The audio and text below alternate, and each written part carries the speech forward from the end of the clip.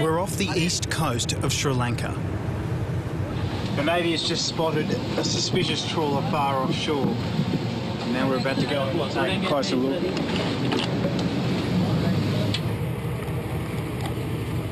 These waters are frequently used by people smugglers ferrying their human cargo to Australia.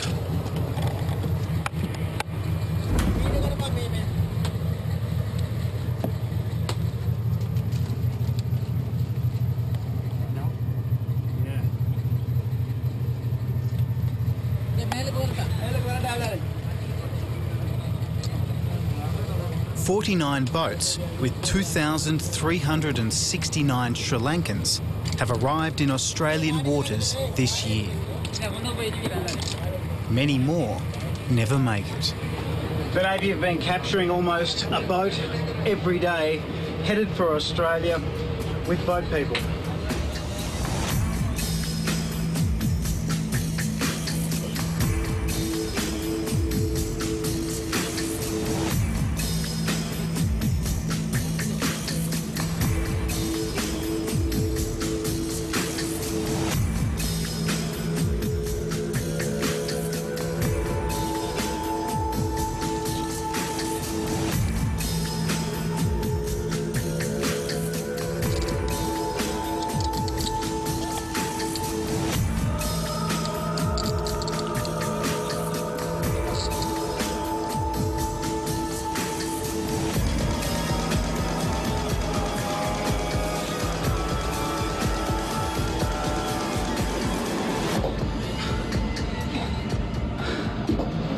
Well, this is the hold where the boat people are kept.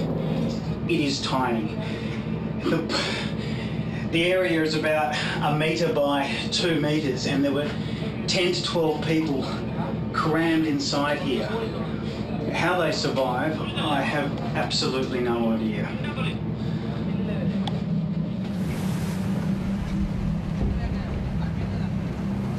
Last month was a record for the Sri Lankan Navy.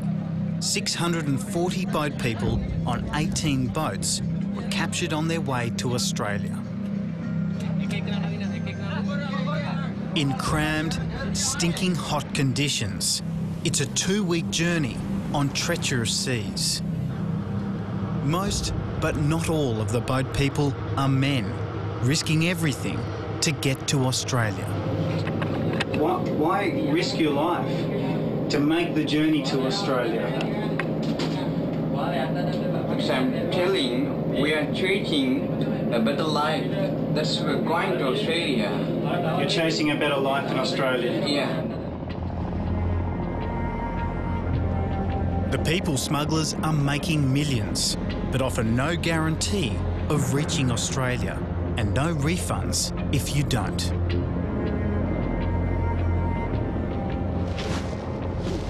The Navy have just captured 26 boat people. It's sad because they thought they were heading to Australia for a better life. But instead, later today, they'll be taken straight to jail. Is there any clear reason for the sudden rush of boat people leaving for Australia? I think the most logical thing, I believe, probably the indicators they got from down under, down there, saying the rules going to be changed pretty soon. So whoever comes, they better come now. Commodore Niraja Artigala is Sri Lanka's Director of Naval Special Forces and Naval Operations. Much of his role is to detect and intercept people smuggling boats leaving Sri Lanka. Once caught, the crew and their human cargo are detained, interrogated and jailed, on average for 2 weeks. How do you know when the boats are leaving? Either we get it from the intelligence that we have put on the ground, or it's accidentally we meet them out at sea when we do patrol.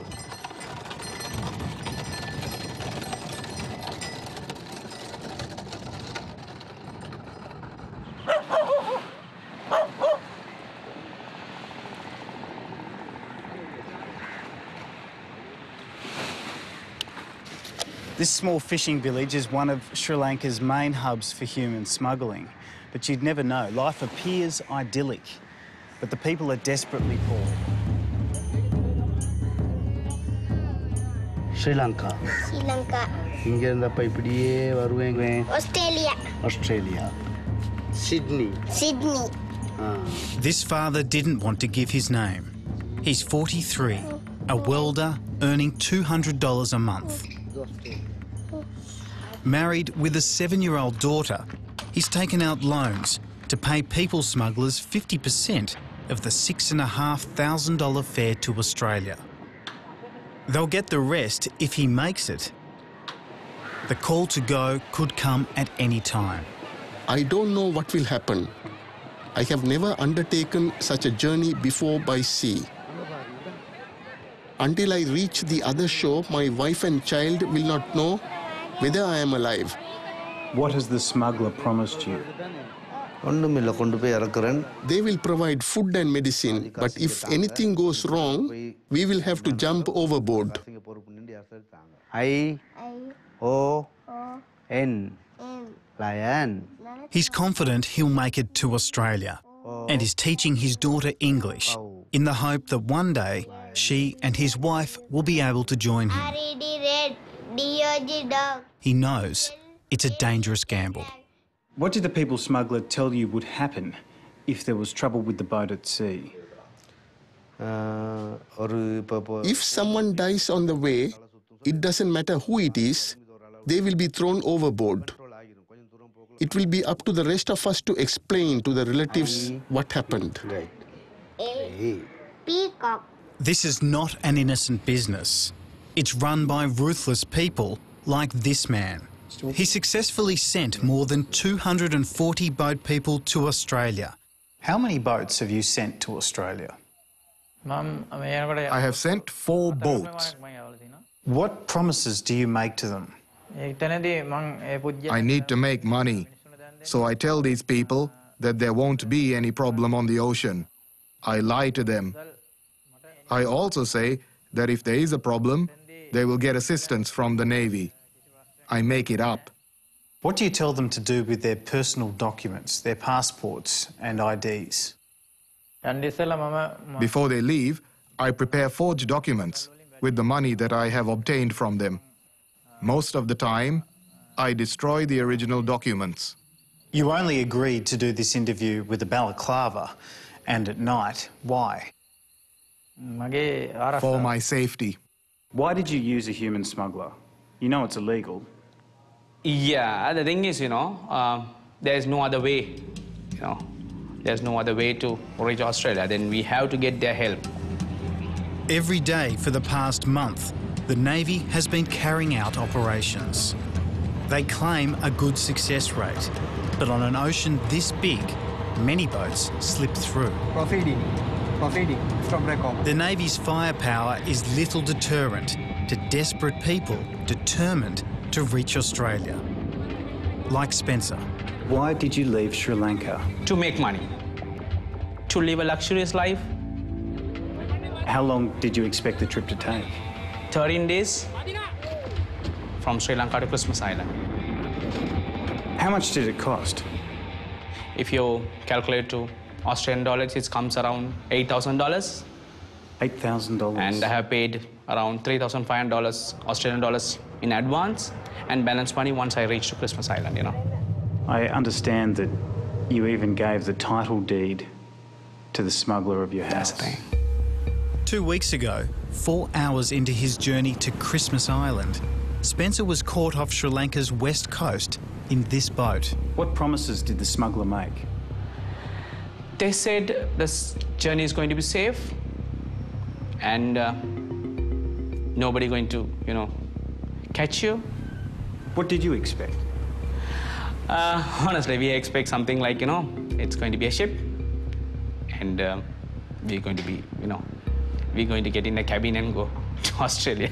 And when you arrived and you saw just how small that boat was? It was so tough, We came to know later there was no enough food, for 51 people to travel in a small, it's like a small boat, it's 35 feet long.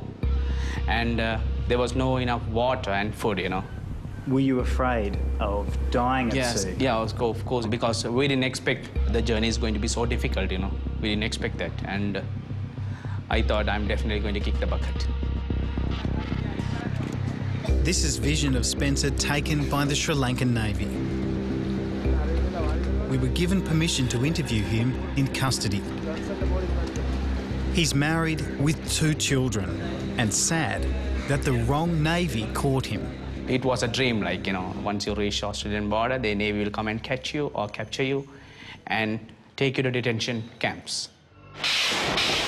Until 3 years ago, the Sri Lankan Navy was involved in the vicious civil war between the majority Sinhalese and the minority Tamils. It lasted more than a quarter of a century. Most of the boat people are Tamil. The war may be over, the battle isn't. Those Tamils suspected, rightly or wrongly, of hoping for a land of their own.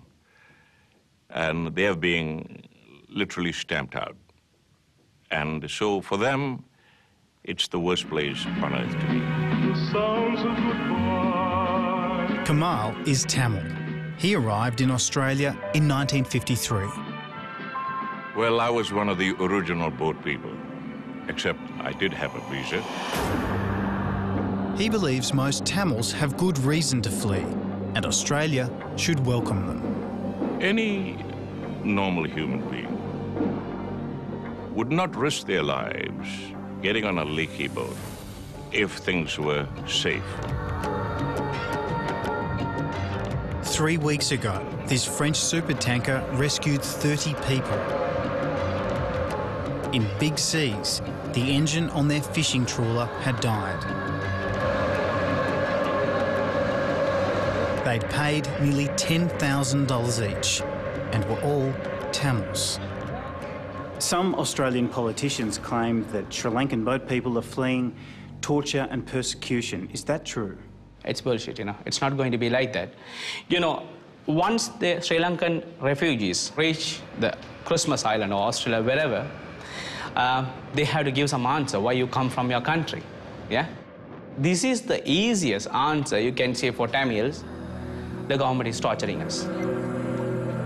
Did you intend to say the government was torturing Yes. you? Yeah. In your eyes, what's the solution? Best thing is to Australia to tighten up the rules, to show and that you are doing something. You are deporting these people. So best thing is to deport. So you're saying that Australia should be sending these people back? Yes. A few weeks ago, Australia deported the first Tamil since the end of the Sri Lankan War. Do you think that will stop people? It was like kidding, isn't it? By the time you deport one person, 10,000 people have reached there, The thing is, it's daily around, hundreds of boats that reach Christmas Island, by the time you deport one person.